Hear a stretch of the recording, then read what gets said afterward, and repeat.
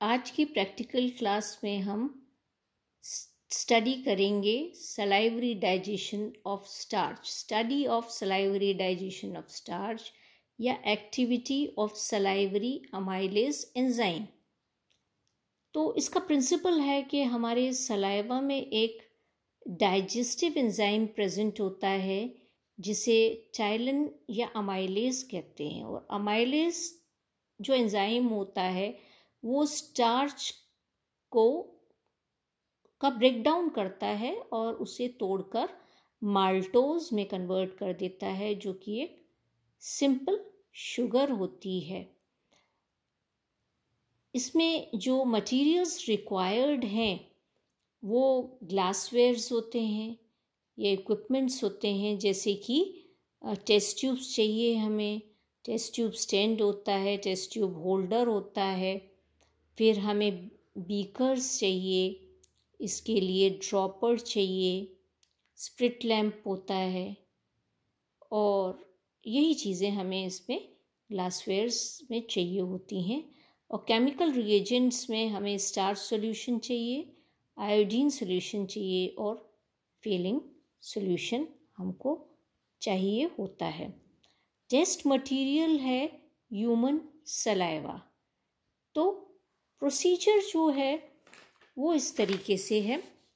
हम सबसे पहले अपने मुंह को साफ़ करते हैं और मुंह को साफ़ करने के बाद उसमें जिस तरीके हल्का गुनगुना पानी अपने मुंह में कुल्ले की तरह जिस प्रकार से हम पानी लेते हैं, तो हल्का गुनगुना पानी हम अपने मुंह में भर लेते हैं और उसको हम करीब 5 से 10 मिनट तक मुंह में घुमाते हैं ताकि अच्छे से उसके अंदर लार पानी में मिल जाए।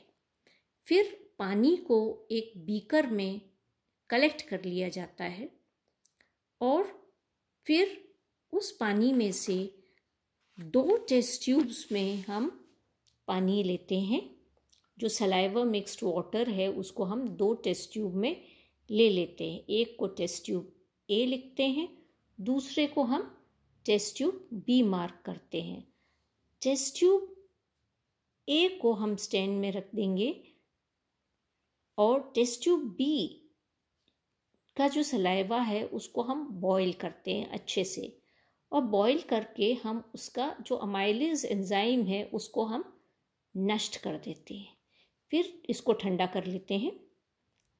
दोनों ही टेस्ट ट्यूब्स को हम टेस्ट ट्यूब स्टैंड में रख देंगे और टेस्ट ट्यूब स्टैंड में रखने के बाद टेस्ट ट्यूब ए और टेस्ट ट्यूब बी में समान मात्रा में स्टार्च सॉल्यूशन हम डाल देते हैं।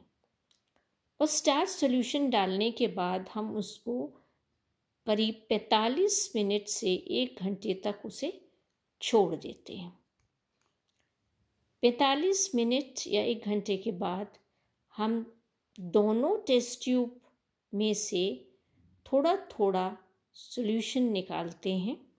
टेस्ट ट्यूब ए में से निकालते हैं और टेस्ट ट्यूब बी में से भी निकालते हैं। दोनों में अलग अलग टेस्ट ट्यूब्स में थोड़ा थोड़ा सॉल्यूशन ले लेते हैं और टेस्ट ट्यूब ए में से जो सॉल्यूशन लेते हैं उसमें हम आयोडीन सॉल्यूशन डालते हैं और देखते हैं कि उसमें स्टार्च हमने जो डाला था इसमें, और जब हमने इसमें आयोडीन सॉल्यूशन डालते हैं 1 घंटे के बाद तो हमें यहाँ पर पेल येलो कलर हमें प्राप्त होता है।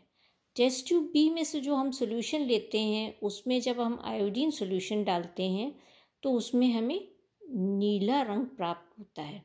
टेस्ट ट्यूब ए में हमें स्टार्च जब हमने इसमें टेस्ट ट्यूब ए में से हमने जब सॉल्यूशन लिया और आयोडीन सॉल्यूशन डाला तो हमें पेल येलो कलर प्राप्त हुआ, मतलब नीला रंग प्राप्त नहीं हुआ।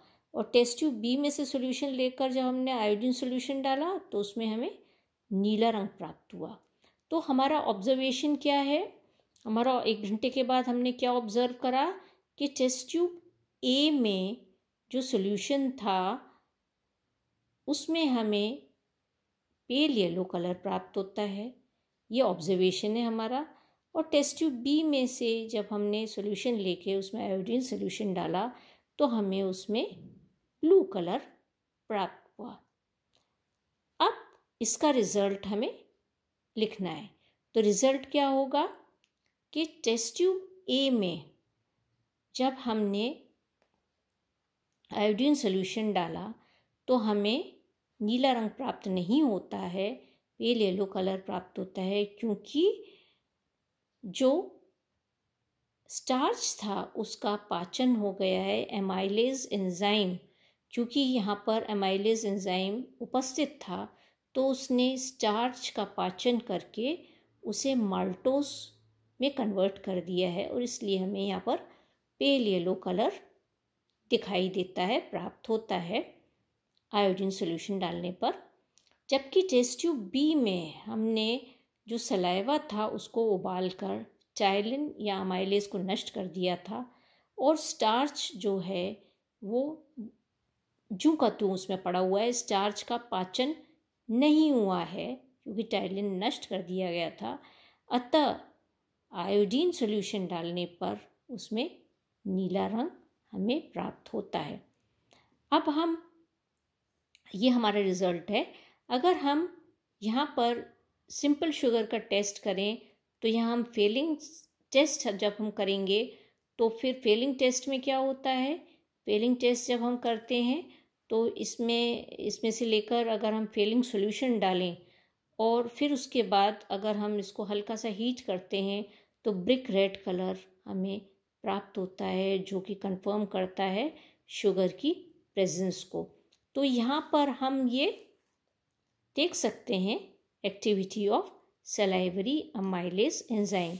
ये एक्सपेरिमेंट आपका फिजियोलॉजी का एक्सपेरिमेंट है और ये पूरा एक्सपेरिमेंट आपको अपनी रिकॉर्ड में लिखना है जिस तरीके से मैंने आपको समझाया है।